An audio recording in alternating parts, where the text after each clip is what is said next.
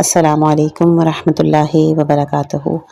خوش آمدید ہماری نیو آڈیو بک سیریز میں کہ جس کا عنوان ہے شرح حدیث جنود عقل و جہل، امام خمینی کی گہرے معانیوں پر مبنی تشریحات کے ساتھ۔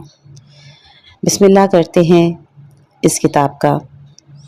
آپ کو جتنی بھی اس کی پارٹس ہوں گے وہ پلے لسٹ بنا میں شرح حدیث جنود عقل و جہل میں انشاءاللہ کے مل جائے گی۔ آج انشاءاللہ کہ ہم اس کتاب کا حصہ نمبر 5 کو بیان کریں گے۔ نیک اعمال کے جو نفسانی احوال اور نفس کے انکار نیز اس کی ظلمت کو تصدیق اور روشنی میں تبدیل کرنے کے لیے مفید ہوتے ہیں، ان کی 2 اقسام ہیں۔ پہلا قلبی اعمال اور دوسرا جسمانی اعمال۔ یہاں قلبی اعمال سے مراد وہ اعمال ہیں کہ جو فطرت کو اس کی ابتدائی حالت کی طرف پلٹائیں اور فطری روحانیت کی واپسی کے خواہاں ہوں۔ قلبی اعمال میں سب سے اہم توبہ ہے، بشرطے کہ اس کی باطنی اور ظاہری شرائط کی رعایت کی جائے۔ ہم انشاءاللہ اس کتاب میں توبہ اور اس کے ارکان اور شرائط کا ذکر متعلقہ جگہ پر کریں گے، نیز ہم نے اپنی کتاب شرح چہل حدیث میں بھی اس کی تشریح کی ہے۔ اس کے بعد تزکیہ اور تطہیر قلب، نیز اسے مادی پردوں سے نجات دینے کے لیے سرگرم عمل ہونا چاہیے۔ یاد رہے کہ مادی پردوں میں سب سے اہم حب دنیا، خود پسندی، تکبر اور خودسری ہے۔ تزکیہ نفس تقرب خداوندی کے حصول اور سلوک اللہ کا اہم مرحلہ ہے۔ اہل ریاضت و سلوک اسے ہر چیز سے زیادہ اہمیت دیتے ہیں۔ ان اوراق میں ان میں سے ہر ایک کا مختصر تذکرہ انشاءاللہ اپنے اپنے مقام پر کیا جائے گا۔ رہے ظاہری اعمال تو اس سے وہ اعمال مراد ہیں کہ جو روح کو اس کے احوال کی طرف متوجہ رکھیں، نیز اسے خواب گراں اور مادیت کے نشے سے بیدار کریں۔ یہ عبارت ہے ان اور اذکار میں مشغول رہنے سے کہ جو اہل بیت طاہرین علیہم السلام سے مروی ہیں، البتہ ان کی شرائط کی رعایت کے ساتھ کہ جن میں سب سے اہم حضور قلب ہے، تاکہ نفس خواب غفلت سے بیدار ہو۔ اس کام کے لیے مناسب اوقات وہ ہیں کہ جب انسان کا ذہن مادی اور دنیاوی مصروفیات کی طرف زیادہ راغب نہ ہو، مثلا رات کا آخری حصہ، نیز طلوع صبح اور طلوع آفتاب کا درمیانی وقت۔ اصول کافی میں روایت ہے کہ اللہ تعالیٰ نے حضرت عیسیٰ علیہ السلام سے فرمایا، اے عیسیٰ، میرے لیے اپنے دل کو نرم کرو اور خلوت میں میری یاد زیادہ کرو۔ میں چاہتا ہوں کہ تم دعا کے دوران تبسبس کیا کرو، یعنی خوف، رجا اور ذلت و خواری کے ساتھ میری طرف توجہ کرو۔ البتہ زندوں کی طرح ذکر اور دعا کرو، مردوں کی طرح نہیں۔ احادیث شریف میں متعدد مقامات پر مذکور ہے کہ اللہ تعالیٰ نے فرمایا کہ میں ان لوگوں کا ہم نشین ہوں کہ جو مجھے یاد کریں۔ ہاں، ذکر حقیقی کے ذریعے ہی عبد اور معبود کے درمیان موجود پردے ختم ہوتے ہیں اور اللہ کی بارگاہ میں حاضری کی راہ میں مانع رکاوٹیں دور رہ جاتی ہیں۔ دل کی سختی، غفلت کا ازالہ ہوتا ہے، سالک راہ حق کے سامنے ملکوت اعلیٰ کے دروازے واہ ہو جاتے ہیں اور لطف و رحمت خداوندی کے راستے کھل جاتے ہیں۔ لیکن اہم بات یہ ہے کہ ذکر کے دوران دل زندہ رہے، مردہ نہ ہو اور مردوں کی طرف راغب نہ ہو۔ یاد رہے کہ جو چیز بھی ذات برحق سے مربوط نہ ہو وہ مردہ ہے۔ انسان کا دل ان چیزوں سے وابستگی کے باعث موت اور مردار خوری کے قریب ہو جاتا ہے، جیسے کہ سورہ قصص آیت نمبر 88 میں ہے کہ ہر چیز فانی ہے سوائے اللہ کے۔ رسول خدا صلی اللہ علیہ وآلہ وسلم کا فرمان ہے، تمام عرب شاعروں کے کلاموں میں سب سے سچا کلام لبید کا یہ ایک جملہ ہے، اللہ علی کل شیء ما خلی اللہ باطل۔ اللہ کے علاوہ دیگر موجودات سے دل لگانا خدا سے غافل ہونے کے مترادف ہے۔ البتہ جن ہستیوں کی یاد خدا کی یاد اور ان کی محبت اللہ کی محبت ہے، وہ خاصان حق اور جمیل مطلق کے جمال میں فنا شدہ افراد ہیں۔ یہ وہ لوگ ہیں کہ جو میں اور ہم کے مرحلے سے گزر چکے ہیں۔ یہ خودی کے بت کو توڑ کر 2 جہاں سے ماورا ہو چکے ہیں۔ یہ ہستیاں اسماء حق اور اللہ کی کامل نشانیاں ہیں۔ خلاصہ یہ کہ دل کو زندہ کرنے کے لیے اللہ کا ذکر خاص کو اسم یا حی یا قیوم کا حضور قلب کے ساتھ ورد کرنا سود مند ہے۔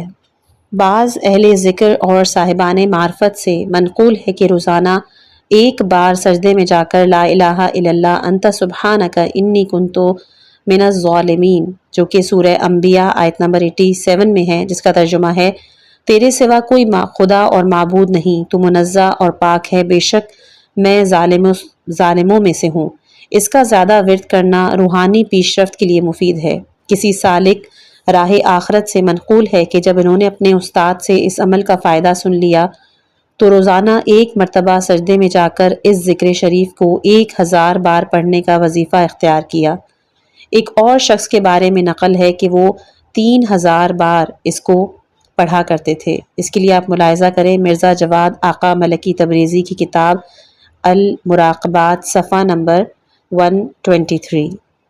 سید الساجدین امام زین العابدین علی ابن الحسین علیہ السلام سے منقول ہے کہ آپ نے ایک سخت پتھر دیکھا تو اپنا سر مبارک اس پہ رکھا، سجدہ کیا، گریہ فرمایا اور 1000 مرتبہ فرمایا لا الہ الا اللہ حقا حقا، لا الہ الا اللہ تعبدا ورقا، لا الہ الا اللہ ایمانا و تصدیقا۔ ہمارے آقا و مولا حضرت موسیٰ ابن جعفر علیہ السلام کے طویل سجدے تو معروف ہیں۔ ثقہ جلیل القدر جناب ابن ابی عمیر طولانی سجدے کرنے میں اس امام کی سیرت پر عمل کرتے تھے۔ جناب فضل بن شازان سے منقول ہے کہ جب میں عراق پہنچا تو میں نے دیکھا کہ ایک شخص اپنے ساتھی پر اعتراض کر رہا ہے اور کہہ رہا ہے کہ تم بال بچوں والے آدمی ہو، تمہیں ان کی خاطر کمانا ہے، مجھے خطرہ ہے کہ کہیں طولانی سجدوں کی وجہ سے تمہاری آنکھوں کی بینائی نہ چلی جائے۔ اس شخص نے کہا وائے ہو تم پر، اگر طویل سجدوں کی وجہ سے کسی کی بینائی چلی جاتی تو ابن ابی عمیر کی بینائی چلی گئی ہوتی۔ تیرا کیا خیال ہے اس کے بارے میں جس نے نماز صبح کے بعد سجدہ شکر کیا اور اپنا سر مروی ہے کہ سجدے کو طول دینا ائمہ علیہ السلام کی سیرت اور اوابین کا وتیرہ ہے۔ جو لوگ حق کی معرفت اور اس ذات اقدس سے انس اور محبت رکھتے ہیں اس طرح کے اعمال کو باعث زحمت اور مشقت نہیں گردانتے، وہ محبوب کے ساتھ وصل اور اس کی ہمنشینی سے تنگ نہیں آتے۔ حضرت ابراہیم خلیل اللہ کے دل میں چونکہ وجہت وجہی للذین فطر السماوات والارض سمایا ہوا تھا۔ یہ عربی سورہ انعام کی آیت نمبر 79 ہے کہ جس کا ترجمہ ہے کہ میں اس ہستی کی طرف رخ کرتا ہوں کہ جس نے آسمان اور زمین کو خلق کیا ہے۔ اسی لیے جب علم اور وحی کے امین عظیم الشان فرشتے حضرت جبرائیل علیہ السلام نے ان سے کہا کہ کیا آپ کو کسی چیز کی حاجت ہے تو آپ نے فرمایا ہاں مگر تجھ سے نہیں۔ راہ حق کے یہ حقیقی عاشق اپنی حاجات صرف محبوب حقیقی سے طلب کرتے ہیں، وہ اپنی حقیقی قبلہ دل کے علاوہ کسی چیز کی آرزو نہیں رکھتے۔ ہم اندھے بہرے لوگ ہیں جو تمام مانوی مقامات کو چھوڑ کر حیوانی خواہشات اور شہوانی رغبتوں میں مگن اور خوش ہیں۔ ہم نے کامیابی کے تمام مدارج کے بدلے چند ایک کھوکھلے مفاہیم سے دل لگایا اور اسی پر اکتفا کر لیا ہے۔ اس حالت سے نکلنے کی ایک ہی راہ ہے اور وہ یہ ہے کہ محبوب حقیقی کا لطف و کرم ہماری دستگیری کرے، ہمیں ان غلیظ پردوں اور تہ در تہ تاریکیوں سے باہر نکالے، ہمارے دلوں کو اپنی محبت کے ذریعے زندہ اور ہمارا رشتہ دوسروں سے منقطع کر کے صرف اپنے ساتھ جوڑ دے۔ رجا اور قنوطیت یعنی امید اور مایوسی۔ اس باب کا بیان کہ امید کا تعلق عقل کے لشکروں میں سے ہے اور مایوسی کا تعلق جہل اور ابلیس کے لشکروں میں سے۔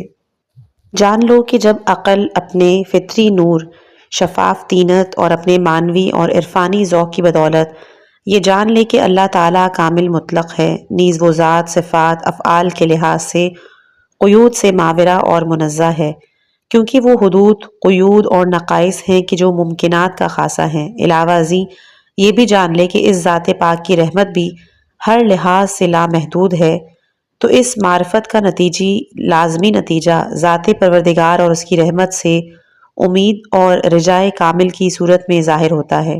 جس طرح فطرت عقل کو کامل مطلق ہستی اور اس کی رحمت کی طرف دعوت دیتی ہے، اس طرح طبی طور پر اسے کامل امید اور رجا سے بھی ہمکنار کرتی ہے۔ لیکن اگر فطرت اپنے اصلی نور کو کھو دے تو اس کے نتیجے میں وہ ذات حق اور اس کی ذاتی اور صفات کمالات اور اس کی رحمت واسعہ کے ادراک سے محروم ہو جاتی ہے۔ یہ حجاب اور محرومی کبھی اس تک جا پہنچتی ہے کہ انسان رحمت حق سے مایوس ہو جاتا ہے۔ اس قنوطیت اور مایوسی کی برگشت اور در حقیقت اس کی رحمت کو محدود سمجھنے کی طرف ہوتی ہے، اور اس کا لازمہ اسماء اور صفات بلکہ ذات کے لحاظ سے بھی نعوذ باللہ اللہ کو محدود قرار دینا ہے۔ بس معلوم ہوا کہ امید اور رجا ایک فطری امر ہے، اور اس کے برعکس مایوسی فطرت مخمورہ سے متصادم ایک حجاب اور پردہ ہے۔ نیز یہ کہ امید اور رجا کے حصول کا سرچشمہ اللہ تعالیٰ سے حسن ظن رکھنا ہے، اور اللہ کی رحمت سے مایوسی ذات حق سے بدظنی کا نتیجہ ہے۔ اس حسن ظن اور بدظنی کی وجہ رحمت خداوندی کی وسعت نیز اسماء اور صفات اور افعال کے لحاظ سے اللہ کے کمال کا علم رکھنا یا نہ رکھنا ہے۔ ان دونوں کی برگشت ذات خداوندی کی معرفت اور عدم معرفت کی طرف ہوتی ہے۔ عقل اپنی ذاتی اور اصلی فطرت کی روح سے بے پردہ اور شفاف ہے، کیونکہ حجاب اور پردے طبیعیات کی طرف رجوع کا نتیجہ ہیں۔ طبیعیات اور مادیات ہی شجرہ خبیثہ ہیں کہ جو عالم تنزل میں شجرہ ممنوعہ سے عبارت ہے۔ پس عقل اپنی اصلی فطرت کے لحاظ سے اللہ تعالیٰ کی فطری معرفت کی حامل ہے۔ اگر عقل مادی اور طبیعاتی شجرہ خبیثہ سے لگاؤ کے باعث اپنے آپ کو حق سے محجوب نہ بنائے تو اسی باطنی پاکیزگی کے باعث اسما کا عکس حدود اور قیود کے بغیر اس میں جلوہ گر ہوگا۔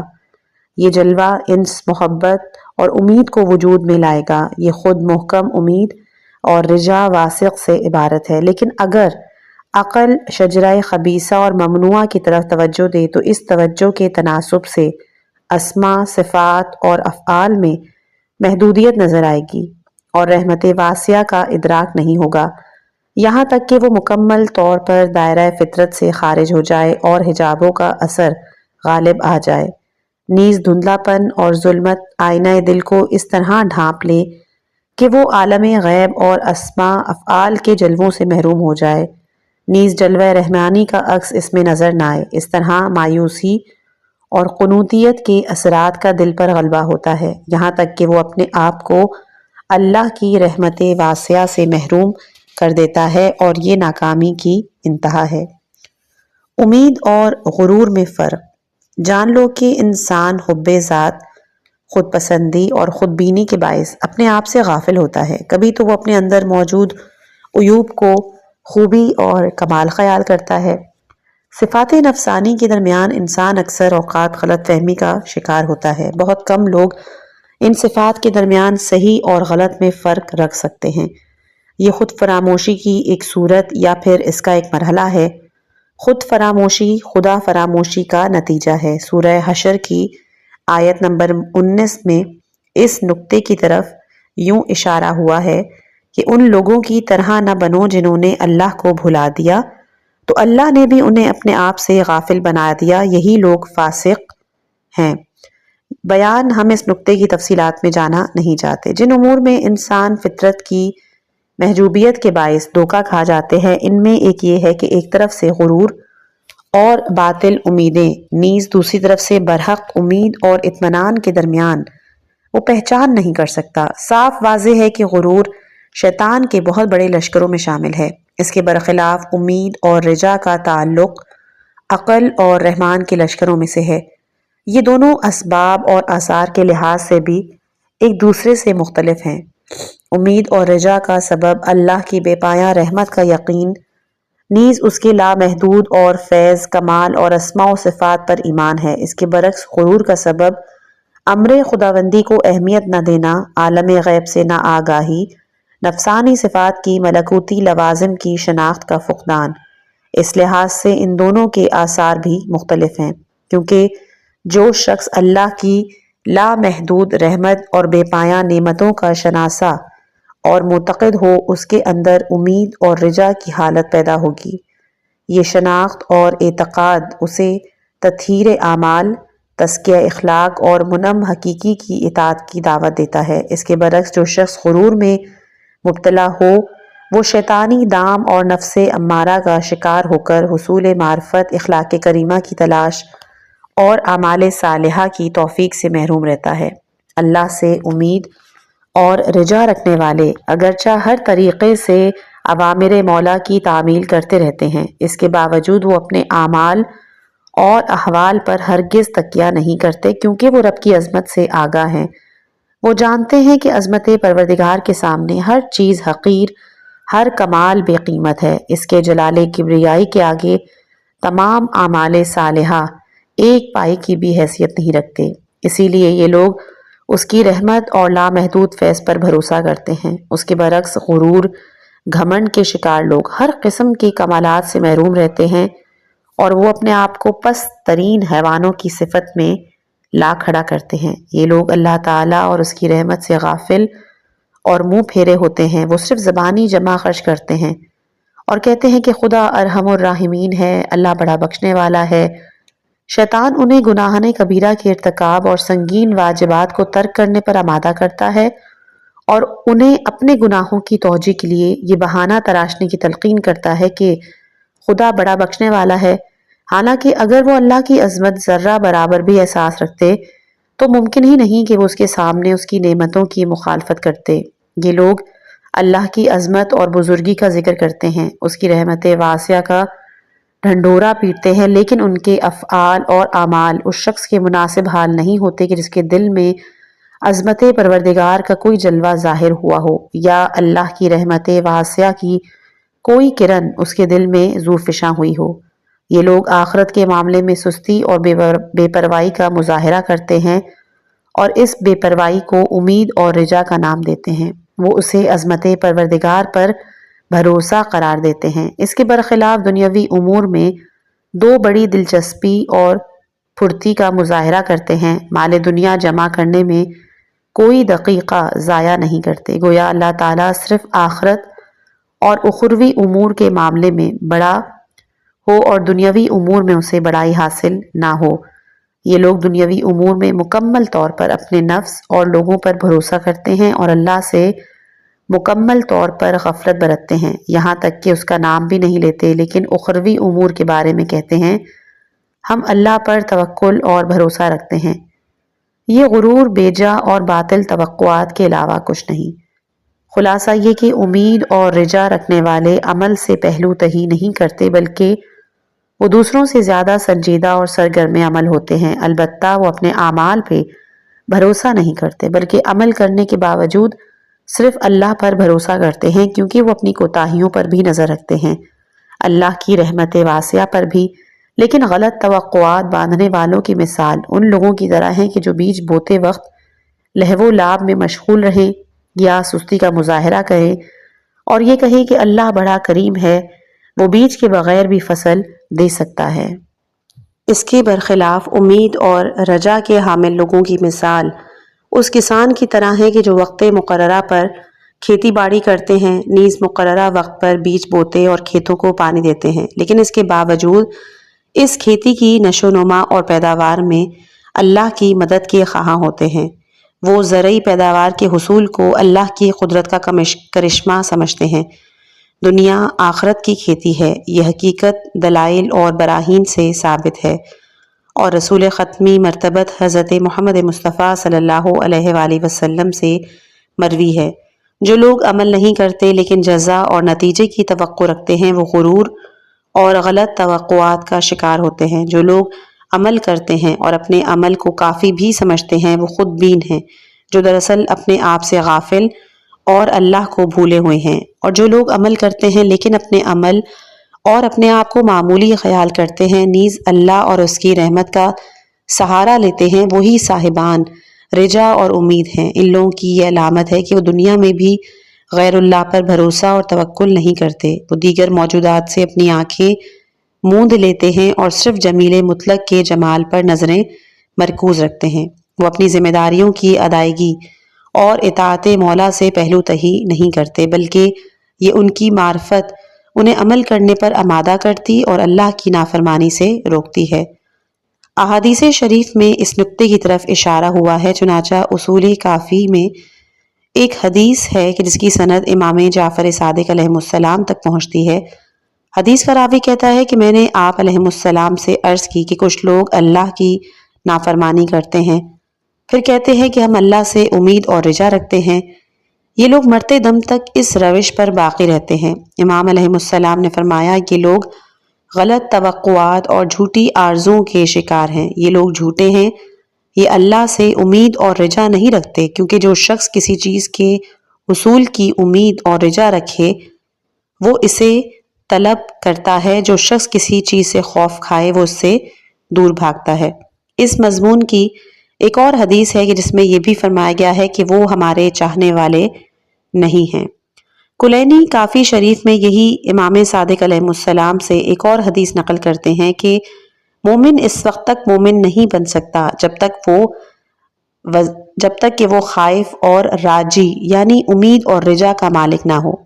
خائف اور امیدوار نہیں ہو سکتا جب تک وہ اس چیز پر عمل نہ کرے کہ جس سے وہ خائف ہے یا جس کی وہ امید رکھتا ہے۔ کافی شریف میں ہی حضرت امام محمد باقر علیہ السلام سے مروی ہے کہ رسول اللہ صلی اللہ علیہ وآلہ وسلم نے فرمایا کہ اللہ تعالیٰ فرماتا ہے جو لوگ میری خاطر عمل کرتے ہیں انہیں چاہیے کہ وہ ان اعمال پر بھروسہ نہ کریں جو وہ میرا ثواب حاصل کرنے کے لیے انجام دیتے ہیں، کیونکہ وہ میری عبادت کی خاطر اپنی پوری زندگی سعی اور کوشش میں گزار دیں، مشقت اٹھاتے رہیں، تب بھی وہ اپنی عبادتوں میں میری عبادت کا حق ادا نہیں کر سکیں گے اور میری عبادت کی حقیقت کو نہیں پہنچ سکیں گے۔ ان چیزوں میں جو وہ میرے ہاں سے طلب کرتے ہیں یعنی میرے ہاں موجود عزت، مقام، میری جنتوں کی نعمتیں، میرے جوار میں بلند و بالا درجات کے معاملے، انہیں میری رحمت پر بھروسہ کرنا چاہیے، میرے فضل و کرم کی امید رکھنی چاہیے، وہ مجھ پر حسن ظن کے ذریعے اطمینان حاصل کریں، کیونکہ اس صورت میں میری رحمت انہیں حاصل ہوگی اور میرا کرم انہیں میری خوشنودیوں تک پہنچا دے گا اور میری مغفرت انہیں میری بخشش کا لباس پہنا دے گی، کیونکہ میں ہی خدائے رحمان و رحیم ہوں اور میں نے اپنے لیے یہی نام اختیار کیا ہے۔ اس سلسلے میں مروی احادیث بھی بہت زیادہ ہیں۔ تو عزیزوں، اب ذرا اپنا جائزہ لو، احوال نفس کے اسباب اور ثمرات سے اپنے آپ کو پہچاننے کی کوشش کرو اور دیکھو کہ ہمارا تعلق کس گروہ سے ہے۔ کیا اللہ کی بزرگی، رحمت کی عظمت، مغفرت کی وسعت، عفو کی کثرت نے اس ذات مقدسہ سے ہماری امیدیں وابستہ کر دی ہیں، یا ہم شیطان اور باطل توقعات کے شکار ہیں؟ کہیں ہم حق اور اس کی صفات جلال و جمال سے غافل تو نہیں ہوئے؟ کہیں ہم اخروی امور سے سہل انگاری تو نہیں برت رہے؟ عظیم اور منعم ہستیوں کا احترام ہر شخص کی فطرت میں ہے۔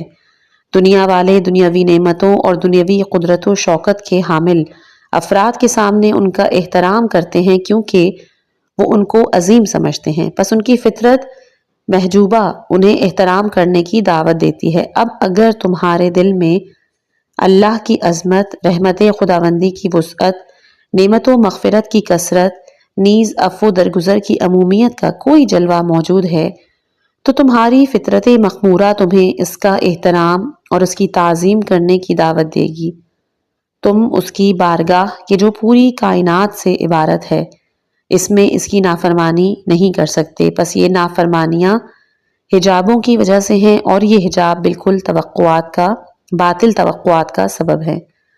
عزیزوں، خواب گراں سے بیدار ہو جاؤ، ان شیطانی توقعات سے دور رہو کہ یہ غرور انسان کو ابدی بربادی سے ہمکنار کر دیتی ہے اور سالکان راہ حق کے قافلے سے جدا کرتی ہے، نیز معارف الہیہ کے حصول کہ جو خدا والوں کی آنکھوں کی ٹھنڈک ہے اس سے محروم کر دیتی ہے۔ جان لو کہ غرور کی موجودگی میں نسائے خداوندی، انبیاء کی دعوت اور اولیاء کے مواعظ کا اثر مرتب نہیں ہوتا، کیونکہ غرور ان سب کی بنیادوں کو تباہ کر دیتی ہے۔ نفس اور شیطان کے سخت ترین حربوں میں سے ایک یہ ہے کہ وہ انسان کو اپنی اور اپنے عیوب کی شناخت سے روکتے ہیں، اسے خود فراموشی سے دوچار کر دیتے ہیں۔ روحانی علاج کرنے والے ان افراد کے علاج سے عاجز ہوتے ہیں، پھر یہ لوگ اس وقت بیدار ہوتے ہیں کہ جب پانی سر سے گزر چکا ہوتا ہے اور اصلاح کی کوئی راہ باقی نہیں ہوتی۔ اللہ تعالیٰ سورہ مریم آیت نمبر 39 میں فرماتا ہے، ان کو حسرت والے دن سے ڈراؤ جب قطعی فیصلہ کر دیا جائے گا، جبکہ یہ لوگ غفلت میں پڑے ہیں اور ایمان نہیں لاتے۔ خوف اور قنوطیت کے فرق کا بیان۔ یاد رہے کہ خوف عقل اور رحمان کے لشکروں میں ہے، جبکہ قنوتیت کا تعلق جہل اور شیطان کے لشکروں میں سے ہے۔ جان لو کہ خوف خداوندی کے اسباب اور ثمرات مختلف ہیں، کیونکہ خوف کا سبب یا تو عظمت اور جلال کبریائی کی تجلی ہے یا اللہ کی سخت گرفت، حساب و کتاب اور عذاب و عقاب کے وعدوں کی طرف توجہ ہے، یا اطاعت خداوندی میں انسان کی کوتاہی اور تقصیر۔ لیکن ان تینوں باتوں کے باوجود اللہ کی رحمت سے امید برقرار رکھنے کی گنجائش ہے۔ اس قسم کے خوف کا نتیجہ اطاعت خداوندی میں مزید شدت اور مکمل احتیاط اور پابندی کی شکل میں سامنے آتا ہے۔ البتہ ان اسباب کے تناسب سے افعال اور اعمال کے مقاصد مختلف ہوں گے۔ چنانچہ جو لوگ اللہ کی جلالت اور عظمت کے مشاہدے کے نتیجے میں عمل کرتا ہے، اس کے اعمال کا مقصد اس عظیم اور جلیل ہستی کی تعظیم اور تجلیل ہے۔ ایسا آدمی کہ جو امیر المومنین علیہ السلام نے جہاں پر اشارہ کیا ہے کہ میں نے تیری عبادت اس لیے کی کیونکہ میں نے تجھے اس کے لائق پایا، اگر انسان اس چیز کا قائل ہوتا ہے، ان کا خوف بھی دوسروں کے خوف سے مختلف ہے، ان کے اعمال کی کیفیت بھی دوسروں سے مختلف ہوتی ہے۔ یہ لوگ ہمیشہ بہشت اور جہنم سے سروکار نہیں رکھتے، اعمال کی جزا اور سزا پر نظر نہیں رکھتے۔ جو لوگ اللہ کے عذاب، عقاب، حساب اخروی کے ڈر سے عمل کرتے ہیں، ان کا واحد مقصد اس عذاب سے نجات حاصل کرنا اور نعمتوں کا حصول ہوتا ہے۔ جو شخص اپنے عیوب اور نقائص کے مشاہدے سے حاصل ہونے والے خوف کے باعث عمل پر مجبور ہوا ہو، اس کا مقصد بھی حد المقدور اپنے عیوب اور نقائص کو دور کرنا اور ممکنہ حد تک کمال کے مدارج کا حصول ہی ہوگا۔ خوف خداوندی کے مقابلے میں رحمت خداوندی سے مایوسی اور قنوطیت پر نظر کریں تو معلوم ہوگا کہ اس کا سبب رحمت خداوندی کے دائرے کو محدود سمجھنا اور اللہ کے عفو درگزر کو اپنے ناقص وجود کے لیے ناکامی سمجھنا ہے۔ تمام گناہوں میں سب سے بڑا گناہ یہی قنوطیت ہے، بلکہ یہ اسماء الہی سے انکار ہے اور حقیقت میں خدائے عظیم سے کفر اختیار کرنے کے مترادف ہے۔ یہ مایوسی، یہ قنوطیت اللہ تعالیٰ نیز اس کے اسماء، افعال اور صفات کی عدم شناخت کا مظہر ہے۔ اس نا امیدی کا نتیجہ ترک عمل، بندگی سے اجتناب، بے بندہ باری کی شکل میں ظاہر ہوتا ہے۔ شاید ہی کوئی چیز ایسی ہو کہ جو قنوطیت کی طرف بیچارے انسان کو بارگاہ خداوندی اور رحمت پروردگار سے دور اور محروم کر دے۔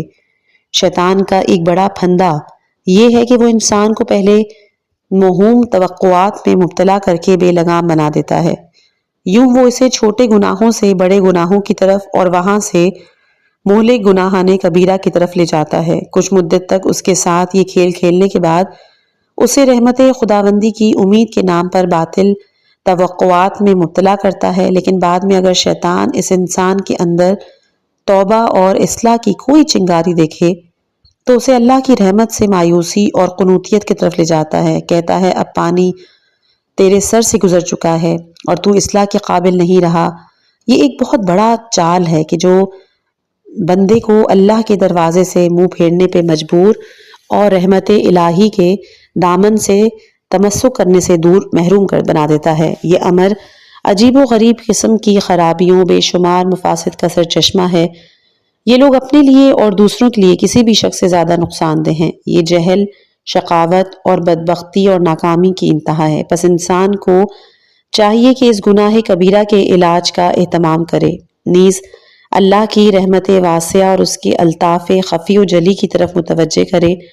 اللہ نے انسان کو خصوصی الطاف اور رحمتوں سے نوازا ہے، علاوہ ان رحمتوں کے علاوہ کہ جن میں وہ دوسرے جانداروں کے ساتھ شریک ہے کہ جو حیاتیاتی، نباتیاتی نقطہ نظر سے اس کے لیے مفید ہیں، بلکہ حقیقت یہ ہے کہ ان مشترکہ امور میں اللہ نے اسے دیگر جانداروں پر فوقیت دی ہے۔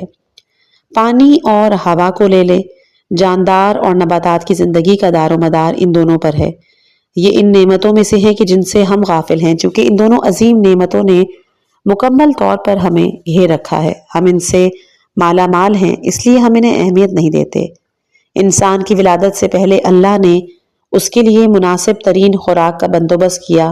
اللہ نے دیگر جانوروں کے مقابلے میں انسان کے والدین کے دل میں اس کی محبت کو زیادہ رکھا، یعنی انسان دیگر جانداروں کے مقابلے میں اولاد سے زیادہ محبت کرتا ہے۔ وہ اولاد کی حفاظت، نگہداری، تربیت میں دیگر جانداروں کی نسبت زیادہ دلچسپی لیتا ہے۔ اس غیر معمولی محبت اور لگاؤ کے باعث وہ اپنی اولاد کی خدمت صرف اور صرف جذبہ شفقت اور الفت کے تحت کرتا ہے۔ اس سلسلے میں وہ نہ احسان جتاتا ہے اور نہ ہی معاوضہ طلب کرتا ہے۔ ماں کبھی رات بھر وہ تکالیف اٹھاتی ہے کہ اس کا اندازہ نہیں کیا جا سکتا۔ نہ کسی قیمت پر کسی کو ان تکالیف کے لیے آمادہ کیا جا سکتا ہے، لیکن اس کے باوجود ان تکالیف کو بخوشی سہ لیتی ہے اور بچے کو آرام پہنچانے کی کوشش کرتی ہے۔ وہ طویل راتیں جاگ کر کاٹتی ہے تاکہ اپنے جگر گوشے کو آرام سے سلائے۔ یہ سب بنی آدم کے ساتھ اللہ کی محبت کے کرشمے ہیں کہ جو ماؤں کے دلوں سے ظاہر ہوتے ہیں۔ انسان کی خصوصی عزت و تکریم کا ایک نمونہ یہ ہے کہ اللہ نے ماں کے پستان کو ایسے خلق کیا کہ وہ دودھ پلاتے وقت بچے کو عزت اور احترام کے ساتھ گود میں بٹھا سکے۔ یہ اور اس قسم کی لاکھوں مثالیں ایام طفولیت اور بچپنے میں انسان کی ظاہری تکریم اور عزت کو ظاہر کرتی ہیں۔ علاوہ ازیں عمر کے تمام مراحل میں اللہ نے اسے ایسی نعمتوں اور رحمتوں سے نوازا ہے کہ جن کا تفصیلی ذکر باعث طوالت ہوگا۔ تمام نعمتوں سے بڑے نعمت اور تمام رحمتوں میں کامل ترین نعمت مانوی تربیت کی نعمت ہے کہ جو صرف انسان کے ساتھ مخصوص ہے۔ آسمانی کتابوں، انبیاء اور رسل کا بھیجنا اس سلسلے کی کڑی ہے کہ جو انسان کی ابدی کامیابی اور دائمی آرام کا ضامن ہے۔ اس طرح اللہ تعالیٰ نے سعادت جاودانی اور انسانی کمالات کی طرف انسان کی رہنمائی فرمائی ہے۔ یہ مختلف نعمتیں، یہ ظاہر اور باطنی لطف و کرم کسی خدمت یا عبادت کا صلہ نہیں، بلکہ یہ سب اس کی طرف سے مفت اور بلا عوض عطا ہوئی ہیں۔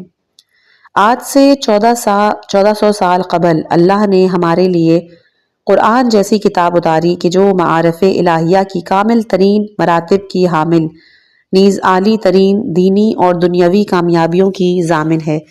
یہ کتاب حضرت ختم رسول صلی اللہ علیہ وآلہ وسلم جیسی شخصیت پر نازل ہوئی کہ جو تمام مخلوقات میں سب سے زیادہ معزز، تمام موجودات میں سب سے عظیم اور اللہ کے سب سے قریب ہیں۔ پھر یہ کتاب اللہ کے فرشتوں میں سب سے افضل فرشتے حضرت جبرائیل امین علیہ السلام کے ذریعے نازل ہوئی۔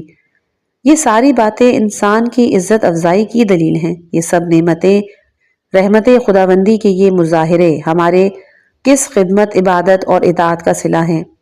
اندھی ہو وہ چشم، وہ دل کہ جو ان تمام نعمتوں کو پانے اور انہیں دیکھنے کے باوجود مایوسی اور قنوطیت کا شکار ہو۔ اے بیچارے انسان، جہنم اور عالم ملکوت اور قیامت کے متعدد عذاب خود تیرے اعمال اور اخلاق کے سبب ہیں۔ تو نے اپنے ہاتھوں سے اپنے لیے ذلت مول لی ہے اور لے رہے ہیں۔ تم اپنے پاؤں پر چل کر جہنم کی طرف بڑھ رہے ہو۔ تم اپنے عمل سے خود ہی جہنم تیار کر رہے ہو۔ جہنم تیرے غلط اعمال کے باطن کے علاوہ کچھ نہیں۔ برزخ، قبر اور قیامت کی تاریکیاں اور وحشت ناکیاں بنی نوع انسان کے اخلاق فاسدہ اور باطل عقائد کے تاریک سایوں کے علاوہ کچھ نہیں ہیں۔ امیر المومنین علیہ السلام کا ارشاد ہے کہ یہ آیت سب سے محکم آیت ہے۔ سورہ زلزال آیت نمبر 7 اور 8 کہ جو کوئی ذرہ برابر نیکی کرے اور وہ اسے دیکھ لے گا، اور جو ذرہ برابر برائی کرے وہ اسے دیکھ لے گا۔ اس آیت کا ظاہری مفہوم یہی ہے کہ اچھے اور برے اعمال بذات خود دکھائی دیں گے۔ سورہ آل عمران کی آیت نمبر 30 میں ارشاد خداوندی ہے، اس دن ہر شخص اپنا نیک عمل حاضر پائے گا اور اسی طرح ہر برا عمل بھی۔ اگر انسان کے اعمال نہ ہوتے، اگر ہمارے قبیح اعمال کی غیبی صورتیں نہ ہوتی تو کوئی جہنم بھی موجود نہ ہوتی اور پورا عالم غیب ٹھنڈک اور سلامتی سے عبارت ہوتا۔ اس کے باوجود جہنم کا باطن اللہ کی رحمت اور لطف کی عکاسی کرتا ہے۔ یہ گنہگار مومنین کو نجات دینے اور انہیں ابدی کامیابی سے ہمکنار کرنے کے لیے آخری چارہ کار ہے، کیونکہ انسان کی پاک و پاکیزہ فطرت مخمورہ کی مثال خالص سونے کی طرح ہے، جسے ہم لوگ اپنی زندگی میں کھوٹا بناتے ہیں اور تانبے وغیرہ سے مخلوط کر دیتے ہیں۔ اس سونے کو بھٹیوں اور پگھلانے والی آگ کے ذریعے دوبارہ خالص اور کھرا بنانے نیز ملاوٹوں سے پاک کرنے کی ضرورت ہے۔ حدیث نبوی ہے کہ لوگ سونے چاندی کے کانوں کی طرح کے کان ہیں۔ خوف اور رجا کو جمع کرنے کی کیفیت، یہ دو طرح سے ممکن ہے۔ ان میں سے ایک کامل لوگوں اور اہل معارف سے مخصوص ہے، اور وہ اس طرح کے لطیف اور رحمانی تجلیات کے جو اسماء جلال سے عبارت ہیں، اور قہری اور کبریائی تجلیات کے جو اسماء جلالی سے عبارت ہیں ان کے ساتھ یکجا کیا جائے۔ بالفاظ دیگر تجلیات رحمت اور تجلیات عظمت کا اجتماع ہو۔ اولیاء کے قلوب اپنی اصلی فطرت کے لحاظ سے مختلف ہوتے ہیں۔ بعض قلوب وہ ہیں کہ جو افق رحمت سے زیادہ قریب اور زیادہ مناسبت کے حامل ہیں۔ یہ وہ قلوب ہیں کہ جو اسماء جلال و رحمت کے مظہر ہیں اور بذات خود رحمت و جلال کی تجلی کا ظہور ہے، جس طرح حضرت عیسیٰ علیہ السلام کا قلب۔ ان قلوب میں خوف کی پر امید اور رجا کا غلبہ ہوتا ہے، نیز تجلیات جمال تجلیات جلال پر غالب ہوتی ہے۔ دلوں کی ایک قسم وہ ہے کہ جو افق جلال و عظمت کے نزدیک ہے۔ یہ وہ قلوب ہیں کہ جو تجلی جلال سے ظاہر ہوتے ہیں اور وہ خود تجلی کا ظہور ہیں، جس طرح حضرت یحییٰ علیہ السلام کا پاک دل۔ ان دلوں میں امید اور رجا پر خوف غالب ہوتا ہے، نیز جلالی تجلیات جمالی تجلیات پر غالب ہوتی ہیں۔ دلوں کی ایک قسم وہ ہے کہ جس میں تجلی کی دونوں قسمیں جمع ہوتی ہیں۔ اس طرح کے قلوب افق اعتدال سے جس قدر نزدیک ہو اسی قدر کامل تر ہوتے ہیں، یہاں تک کہ تجلیات جمالی اور تجلیات جلالی مساوی طور پر اور حقیقی اعتدال کے ساتھ ان دلوں پر ظاہر ہوتی ہے، اور اس طرح سے کہ نہ جلال کو جمال پر غلبہ ہو اور نہ جمال کو جلال پر۔ اس قلب جمی احدی احمدی کا مالک دائرہ کمال کا خاتم اور ولایت مطلقہ و نبوت مطلقہ کا جامع ہے، اور وہ نبوتوں کا خاتم اور ولایتوں کا مرجع ہے۔ یہ خوف و رجا کے جو تجلیات اسما کا مظہر ہیں کبھی ختم نہیں ہوتے۔ اس مادی عالم کے خاتمے اور اس عالم رنگ و بو سے ان پاک ارواح کی واپسی کے بعد بھی یہ سلسلہ ختم نہیں ہوتا، البتہ ہر مرحلہ حیات میں ان کی ظہور کی کیفیت مختلف ہوتی ہے اور اثرات بھی مختلف ہوتے ہیں۔ شرح اصول کافی میں عظیم مسلمان فلسفی اور حکیم ایمانی صدر المتعلین نے حدیث شریف کے اس فقرے کی شرح میں فرمایا ہے کہ خوف عالم آخرت میں باقی رہنے والے کمالات میں شامل نہیں، وہ اس دنیا کے خاتمے کے ساتھ ختم ہو جاتا ہے۔ یہاں خوف سے ان کی مراد وہ خوف نہیں کہ جس کا تعلق تجلیات جلال سے ہے، کیونکہ یہ تجلیات مادیات سے رابطہ ختم ہونے کے بعد زیادہ کامل اور زیادہ اعلیٰ اور عرفہ بن جاتی ہیں۔ ارواح اور نفوس جس قدر مادیت کے غلاف میں بند رہیں اس قدر وہ تجلیات سے زیادہ محروم رہتی ہیں۔ خوف کی یہ قسم وہ نہیں کہ جس کا تعلق عذاب اور عقاب سے ہے، اس لیے یہ عالم آخرت سے منافات نہیں رکھتا۔ شاید عالم آخرت میں بھی تمام کامل نفوس اور ارواح کی مناسبت سے لطف اور رحمت کی تجلی جلال و عظمت کی تجلی پر غالب ہو۔ بنابراین خوف کا خاتمہ ہوگا، لیکن اہل دل اور ارباب معرفت تحقیق سے ثابت کر چکے ہیں کہ ہر اسم جمالی کے باطن میں جلال اور ہر اسم جلال کے باطن میں جمال پوشیدہ ہے۔ جب تجلیات جلالیہ کے بعد انس اور محبت حاصل ہوتی ہے تو عظمت سے لاحق شدہ خوف اطمینان اور سکون میں تبدیل ہو جاتا ہے۔ پس خوف کہ جو اسماء جلالی کی ابتدا تجلیات میں سے ایک ہے وہ ختم ہو جاتا ہے اور اس کے بدلے میں انس محبت اطمینان حاصل ہوتا ہے۔ واللہ العالم۔ یاد رہے کہ یہاں ذکر شدہ خوف کے خاتمے سے مراد وہ خاتمہ نہیں کہ جس کا ذکر مذکورہ فلسفی اور بعض شارحین اور محدثین نے کیا ہے، کیونکہ جس خاتمے کا ذکر ہوا وہ در حقیقت خاتمہ نہیں بلکہ یہ بظاہر باطن کی طرف بازگشت ہے اور صورت کی بازگشت ہے معنی کی طرف۔ اس بات کی تفصیل میں جانے کی یہاں گنجائش نہیں ہے۔ خوف اور رجا کے ایک جگہ جمع ہونے کی دوسری صورت یہ ہے کہ انسان کو ہمیشہ دو زاویوں پر باہم نظر رکھنی چاہیے۔ ممکن ہے کہ احادیث شریف اور معصومین علیہم السلام سے منقول دعاؤں میں بھی یہی صورت مراد ہو۔ وہ اس طرح کہ ایک طرف سے وہ اپنے نقائص اور عیوب اور فقر اور احتیاج کو ملحوظ خاطر رکھے اور یہ سمجھے کہ وہ ہر طرح سے نقص اور کمی کا پیکر ہے، ذاتی طور پر کسی قسم کی طاقت اور قوت یا کمال اور عزت کا مالک نہیں، بلکہ ہر کمال اور جمال، حسن و خوبی اللہ کی طرف سے ہے۔ نیز ہر قسم کی حمد و ثنا اللہ کی مقدس ذات کی طرف لوٹتی ہے۔ در حقیقت عالم امکان کے آئینے میں کمال ازلی اور حسن ازلی نقص اور کمی سے روبرو ہوتے ہیں۔ جس طرح ایک دھندلا اور چھوٹا آئینہ آفتاب کی روشنی کو محدود اور دھندلا بنا دیتا ہے، اس نقطۂ نظر سے عبادات اور طاعات میں بھی خوف کا عنصر موجود ہوتا ہے۔ خطاؤں اور گناہوں کی تو بات ہی اور ہے۔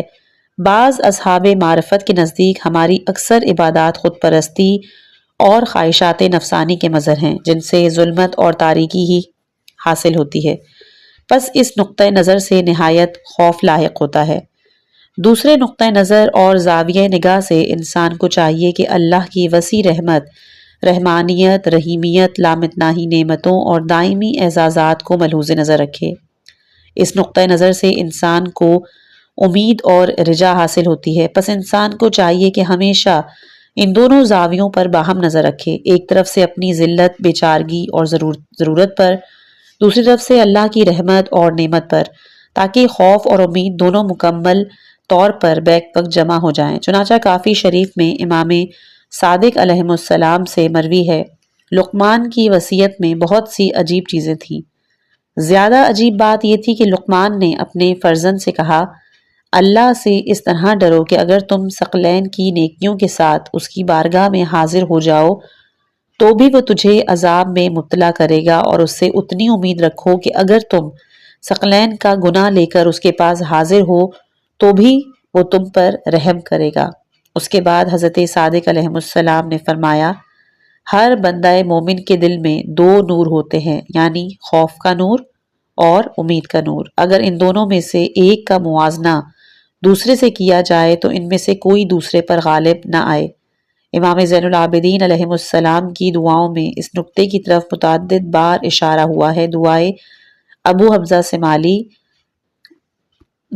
حمزہ سمالی عبودیت کی ایک بلند ترین تصویر پیش کرتی ہے۔ اللہ کی بارگاہ میں بندے کی زبانی آداب بندگی پر مشتمل اس قسم کی دعا بنی آدم کے درمیان اور کہیں نہیں پائی جاتی۔